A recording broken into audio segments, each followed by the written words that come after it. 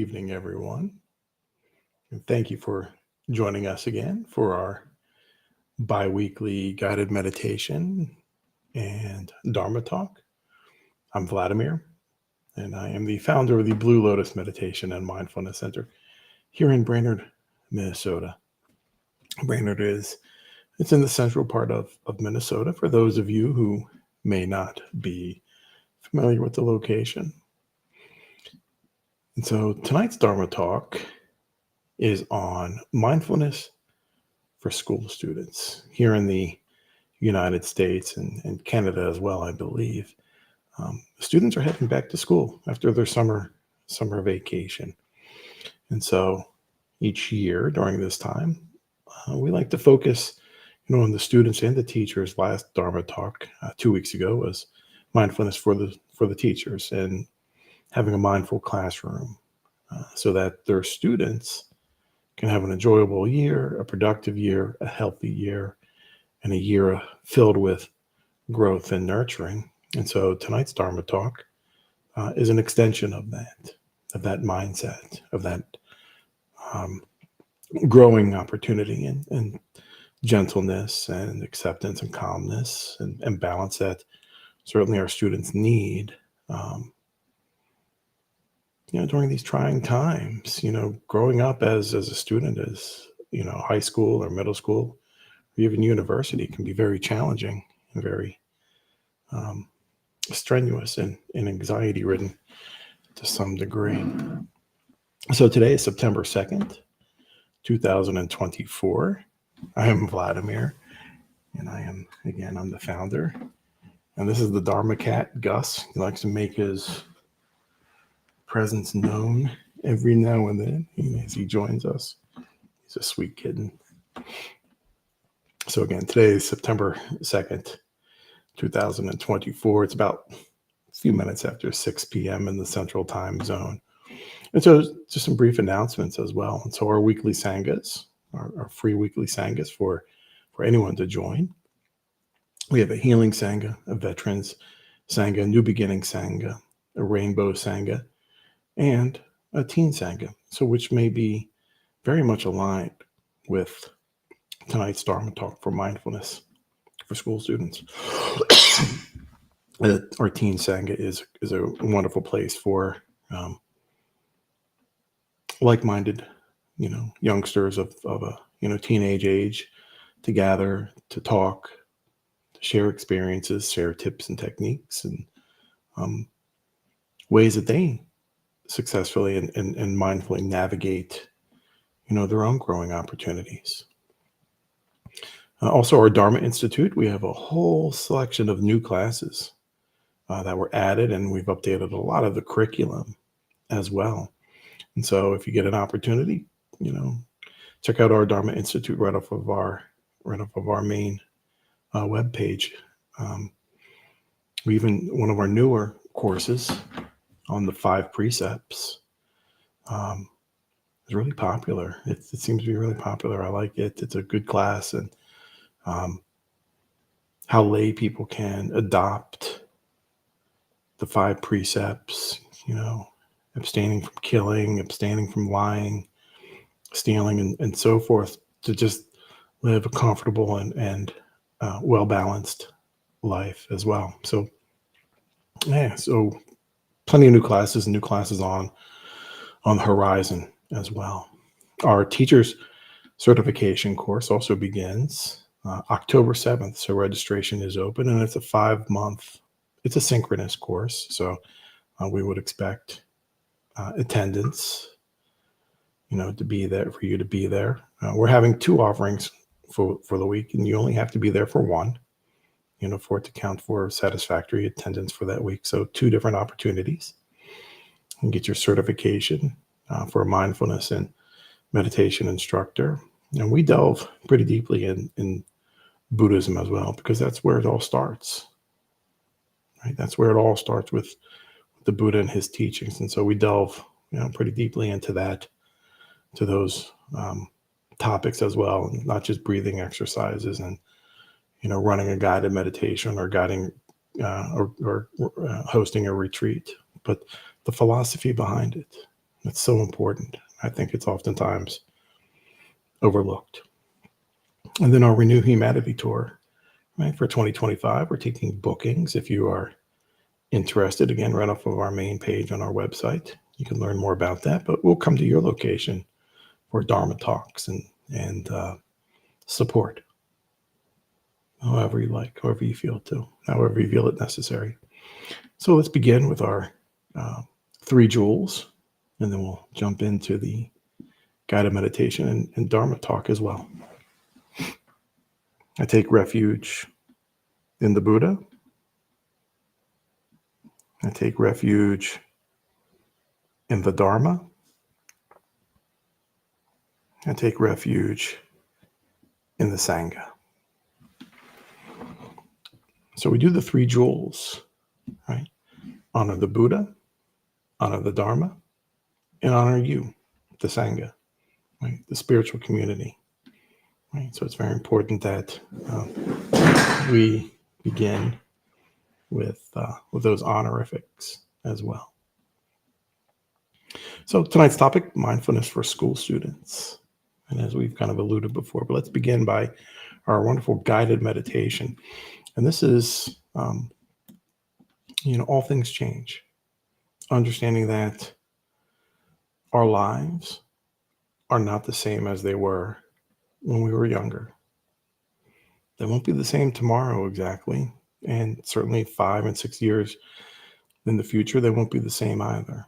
And so taking in and understanding that all things change is an important realization or acceptance that we can nurture within ourselves. So all things change, right? Including anxiety, and it's possible that it will change for the better, right? And remember the grace that impermanence offers us. So let's begin by taking a moment to settle our bodies into that comfortable position. You're welcome to sit upright, or if you choose to lay down, it's absolutely wonderful if you do. You may close your eyes or keep them open with a soft, slightly open focus, looking a few feet in front of you if you choose.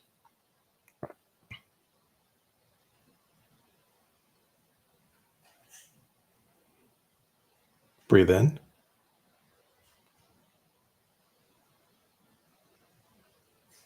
Pause.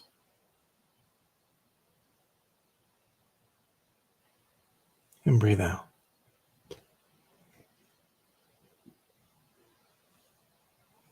And you're invited to allow a half smile to rest on your face as well.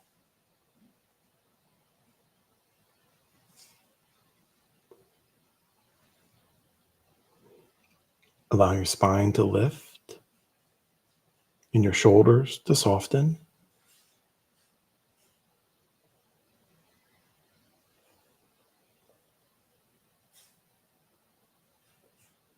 And soften your belly as you continue settling in.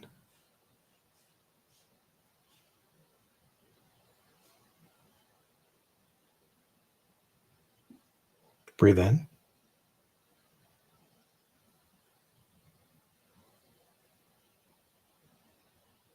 Pause.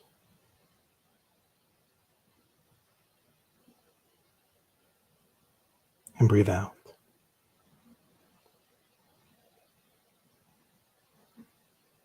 Just relax your mind and we'll meditate on accepting impermanence in our lives. So go ahead and breathe gently and slowly in and out through your nose at your own pace, at your own natural rhythm.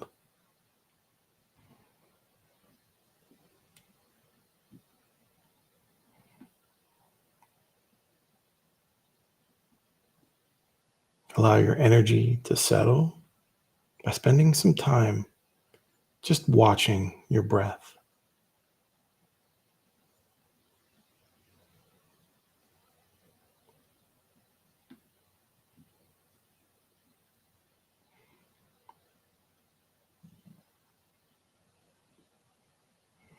Let yourself be fully present with each slow, full breath in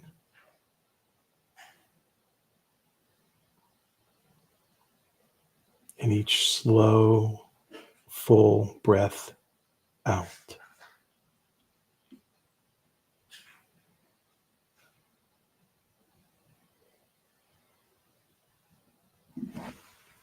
Just allow yourself to continue breathing in your own natural rhythm.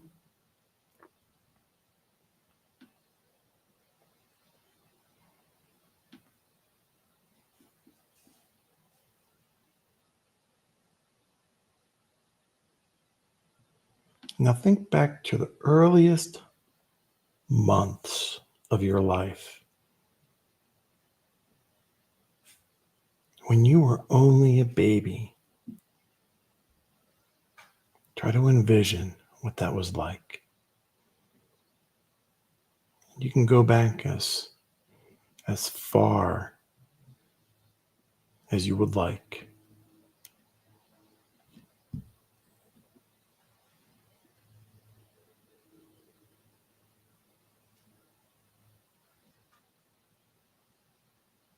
Recall how different your body was then,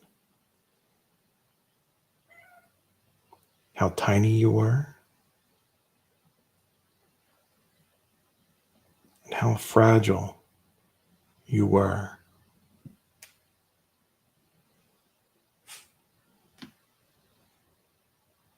And even how dependent you were on your parents or caregivers.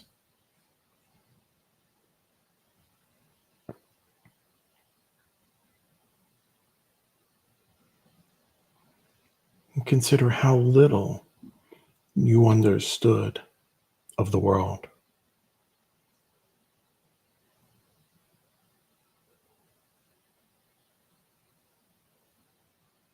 And that there was a time when you could just barely recognize colors and shapes.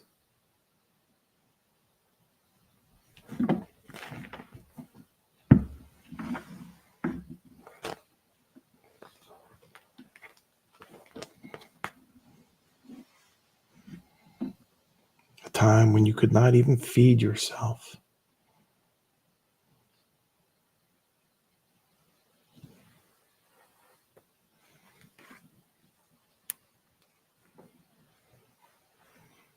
Time when you could not even stand or walk.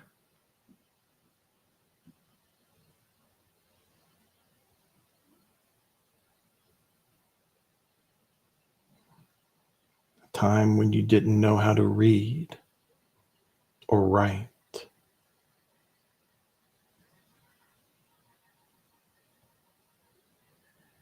And then as you grew, you began to make more sense of the world.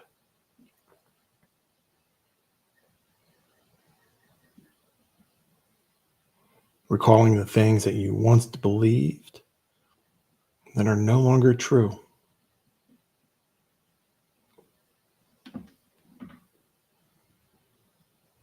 Perhaps you believed in fictional cartoon characters.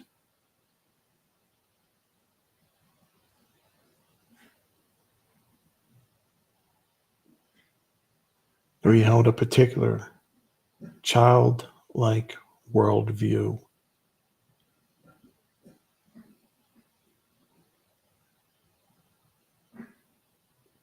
But then it changed.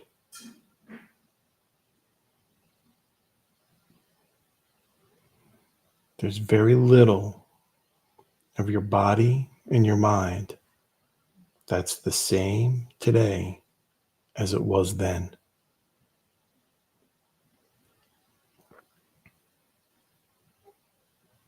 And yet, you are still you.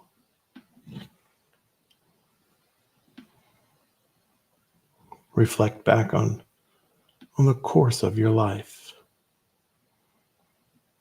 Through later childhood, your early teenage years, Recall the physical changes that you've gone through.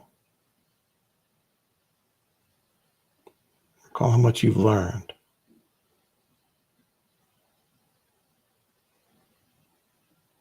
And recall the changes to your worldview as well.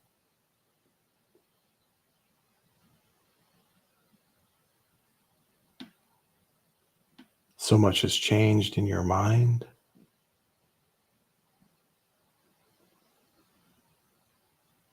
So much has changed in your body. And yet you are still you.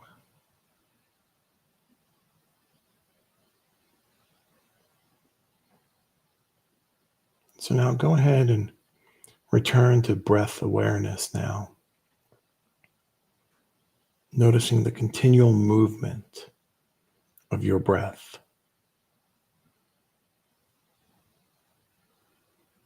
This constant flow. This constant exchange between breathing in and breathing out. And notice what's changing right here and right now. And bringing awareness to the breath is a good place to start.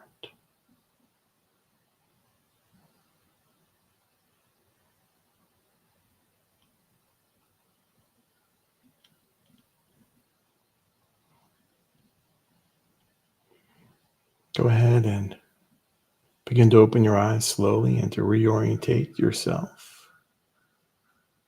Wonderful. Yeah, we change so much as we mature from infancy to young child, toddler age, school age, all the different grade levels. Starting school is a big change. I remember your first day. Sure, you had some excitement, some trepidation, some worry. It's a new event. It's a new situation for someone who has only been around their parents. We're brothers and sisters. And being thrust into this big environment of, 20 or more other children, that can be intimidating. And sometimes that doesn't stop just going into kindergarten. It could be every year. It could be every year there's a little intimidation and being a little nervous or anxious going into a new school, a new classroom, new students. Perhaps you're the new student, right, in a brand new school. And that can be intimidating. Trying to develop a routine, trying to find out where you fit in.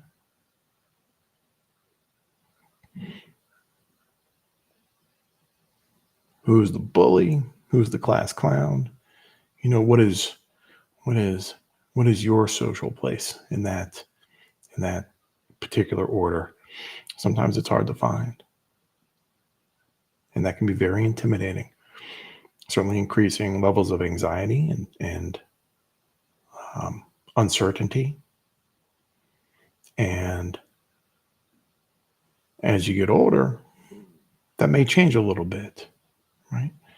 But even starting a new job, right? Maybe after you graduate high school or university, and going on job interviews and so forth.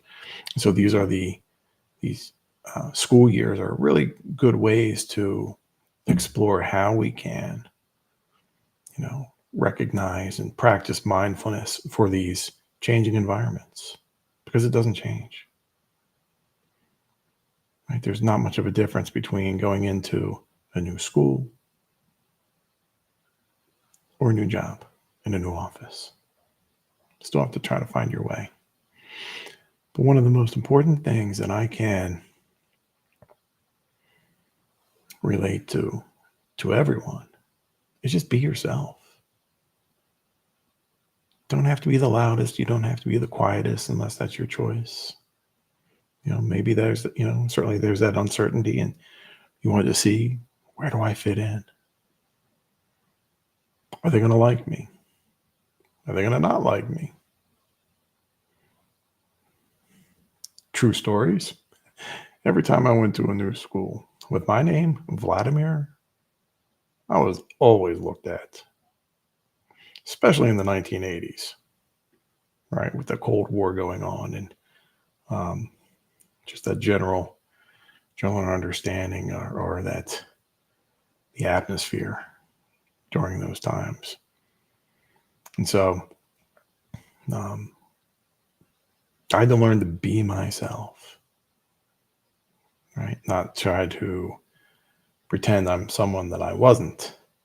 Still pursued my own interests. Still had plenty of friends. So being in a new school, right?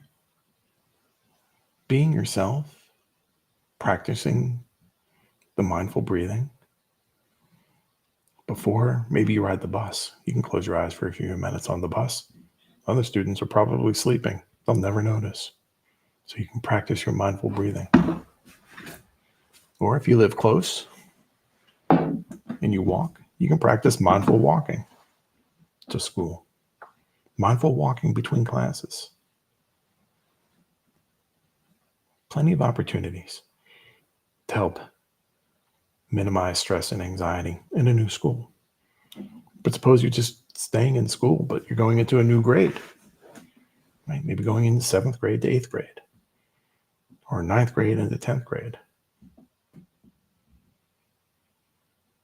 There'll be new students.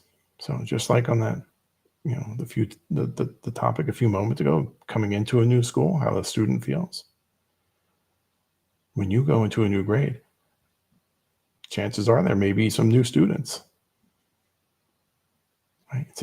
It's a new opportunity for you, right? To make new friends, to expand your circle, to learn about somebody else. Right? Their experiences, their likes, their dislikes, and not being judgmental about perhaps how they dress or what their name is. If you run into another Vladimir, let me know. I have only ran into, other than my father, I think I've only ran into like one or two. Can you believe it? Of course, I'm in Minnesota. There's probably not too many Vladimirs running around here anyway.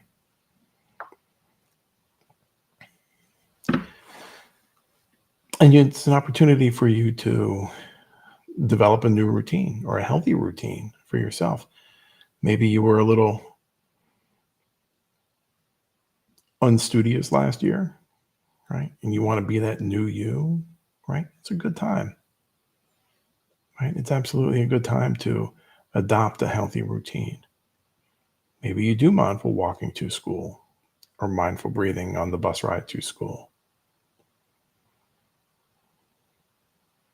Maybe you do set up a new homework routine, making sure you get your assignments done, on time and appropriately. Maybe not missing so many days of school, if possible. But again, being yourself, being a friend to some of those new students who may come in, who are feeling those feelings of intimidation or uncertainty, right? Opening up to them, making them feel welcome and comfortable too. Nobody likes to be uncomfortable. And so if you're even going into a new grade and you recognize or you see new faces, offering friendship or to them is important. You may not even be friends later on, but just letting them, just them knowing that, that they're comfortable and accepted is really good. It's nice. It's good. It's right action, right? One of the noble steps on the Noble Eightfold Path, right action and right mindfulness, right contemplation. And understanding that you have an option or the opportunity for a new beginning. Whatever happened last year, whatever happened yesterday, you don't have to live there. This is your opportunity to explore something new about yourself. Buddha tells us, right? Just like a snake sheds his skin, we too can shed our past and to begin anew. And every day is that opportunity. And certainly, beginning a new school year is another opportunity. Sometimes we like to find milestones for those turning over the new leaf, right? Whether it's New Year's Day or a birthday or whatnot. Let school, let the first day of school, if that's your choice, right? But it's a choice that you can make. And homework. Yes. Everybody likes homework, right?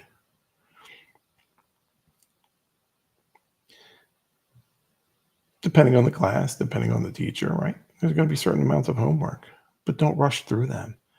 Too often, we begin something simply to finish it. Maybe we want to go watch TV, go watch a movie, go play video games. And in doing so, we don't pay attention to the lesson that's in front of us.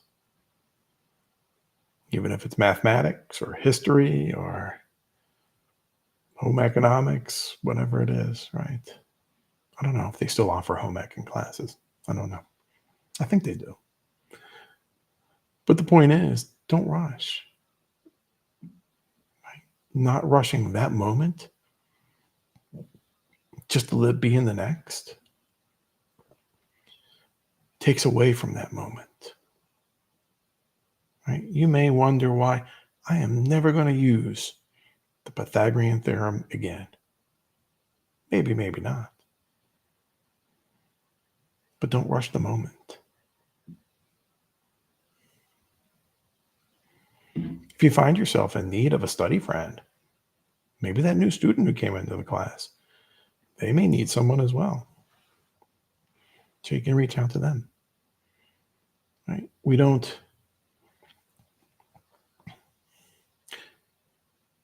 learn a lot when we work with someone else. Right? We learn about ourselves, our own strengths and weaknesses, and we learn about others. So a study friend can be really good, right? Really valuable opportunity to even not just make friends, but to strengthen our knowledge of that particular subject. But the most important thing I can think of is just do your best. Teachers know when you're doing your best.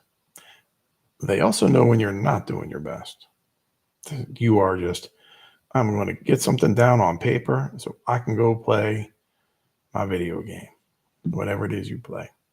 They know. I was a teacher. I know. And so just do your best. It's all that matters. And ask for help if you need to. Ask your study friend. Ask the teacher. That's what they're there for.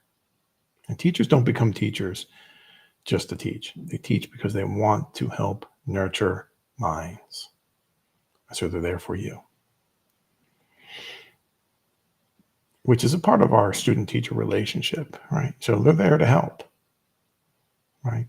So asking questions. If you don't want to ask a question in the classroom, ask it between, right? On the way to another class. Take a few moments. But what I can tell you, and from knowing this as well, is that if you have that question, there are probably about 4 or 5 other students as well. They have that same question too, right? Maybe they're just a little bit more shy to ask that question because they don't want to be looked down upon. But ask questions if you need to. And then remembering your conduct in the classroom. Being a teacher is hard. And having 20 to 30 students of various ages, depending on your age group, in a classroom multiple different times a day can be strenuous on them too. And so everybody likes to hear a good joke sometimes to levity, to lighten up the mood. But, being appropriate, conducting ourselves appropriately and mindfully and respectfully. Because remember, wherever you go, you always represent yourself. Right? You always represent yourself. And part of, even for the next one, our next one is activities. Part of that new beginning that maybe you wanted to try, maybe you do try some new activities, sports or clubs. Maybe you want to be on the swim team or the football team or the tennis team or lacrosse, field hockey, volleyball. Maybe you want to be involved with student government or the glee club or chorus or whatnot. Giving them a try is a good way to develop. Again, making new friends, learning about others, learning about ourselves. Maybe you're a good singer. Maybe you didn't know it. Maybe the choir director knows a good singer when he hears one or she hears one. Maybe you pick up a musical instrument, saxophone. I tried that. Saxophone was fun.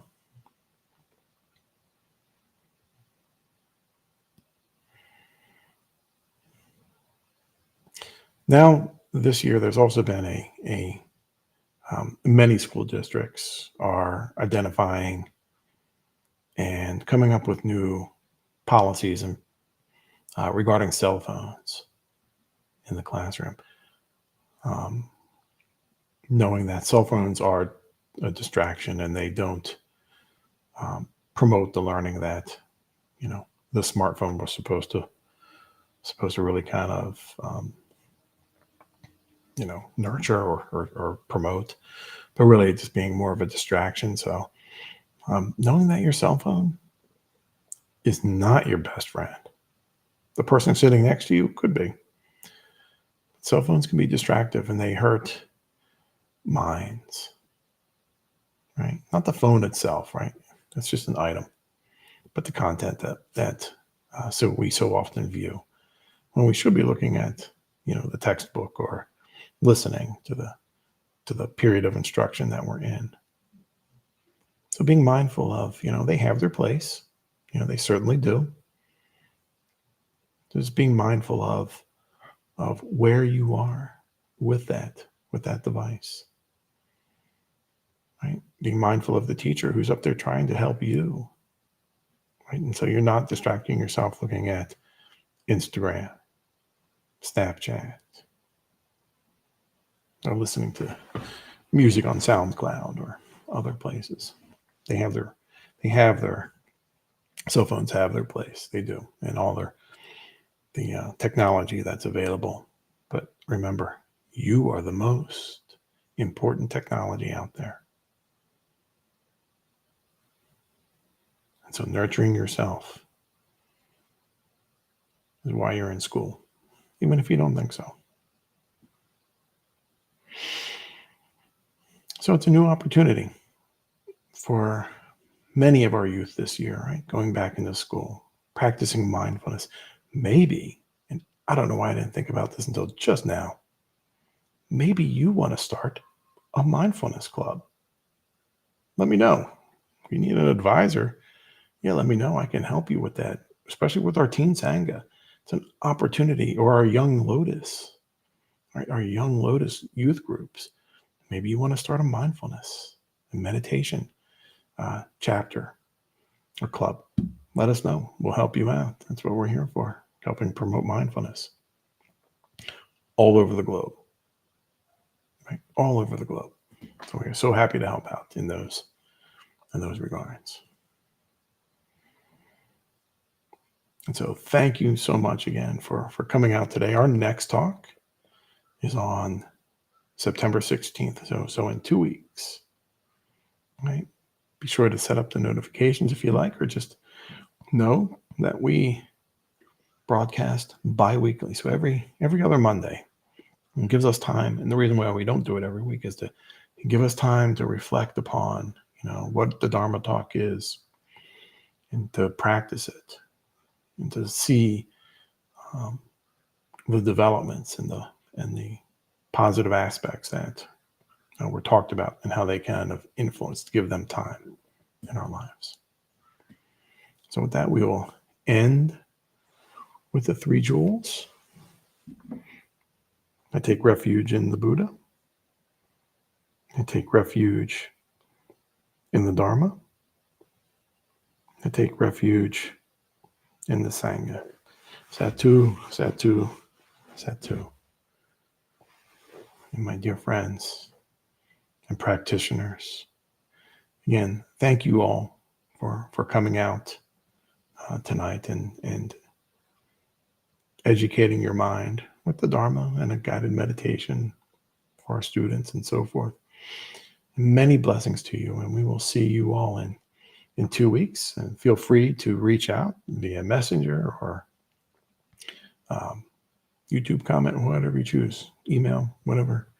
Let us know, and check out our webpage for some of those new classes. I think you'll find them very, very rewarding, and some good topics. And again, plenty more topics coming up. Thank you all for coming, and many blessings to you all.